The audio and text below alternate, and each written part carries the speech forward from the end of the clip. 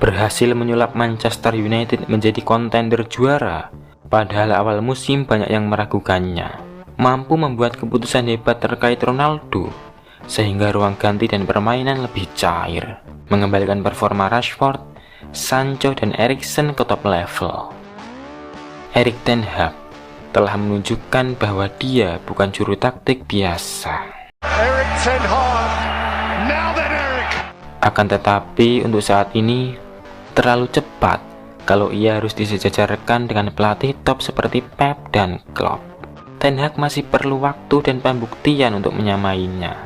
Dan sambil menunggu masa itu, mari kita dengarkan dulu kisah pelatih yang berkepala plontos ini.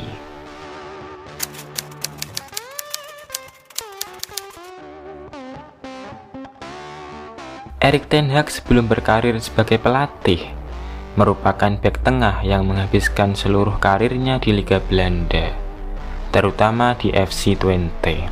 Setelah memutuskan pensiun di usia 32 tahun, usia yang cukup muda untuk sepak bola, ia ternyata masih ingin berkiprah di dunia si kulit bundar. Dalam karir kepelatihannya, ia pernah menukangi Bayern Munchen B, FC Utrecht, Ajax, dan sekarang Manchester United. Sejauh ini karirnya yang sudah terbukti gemilang adalah ketika bersama Ajax. Di klub berjuluk The Amsterdammers itu, ia berhasil meraih 2 gelar Eredivisie, Piala KNVB, dan juga sanggup mengantarkan Ajax sampai semifinal UCL pada musim 2018-2019. Kecintaan Ten Hag terhadap sepak bola tidak perlu dipertanyakan lagi. Karena kalau saja yang ia cari adalah uang ataupun materi, ia tidak perlu pergi ke tanah Britania sebagai pelatih Belanda dengan bayaran tertinggi. Sejak lahir ia sudah kaya raya. Ayahnya Henny ten Hag adalah pengusaha pengembang properti kelas atas di negeri kincir angin. Henny telah mendirikan perusahaan pengembang properti itu sejak 1967. Perusahaannya itu kemudian berkembang pesat hingga menghasilkan beberapa anak perusahaan. Bahkan perusahaan keluarga ten Hag itu kini sudah menjadi semacam grup konglomerasi.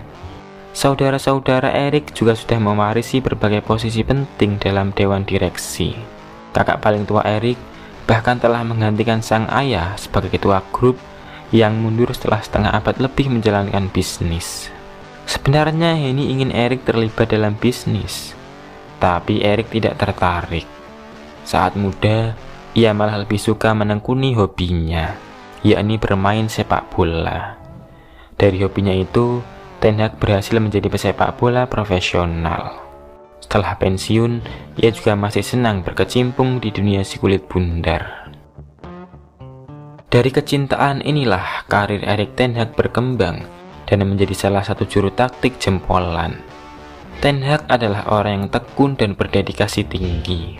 Ketekunannya itu akhirnya dilirik oleh salah satu klub besar dunia, yakni Manchester United.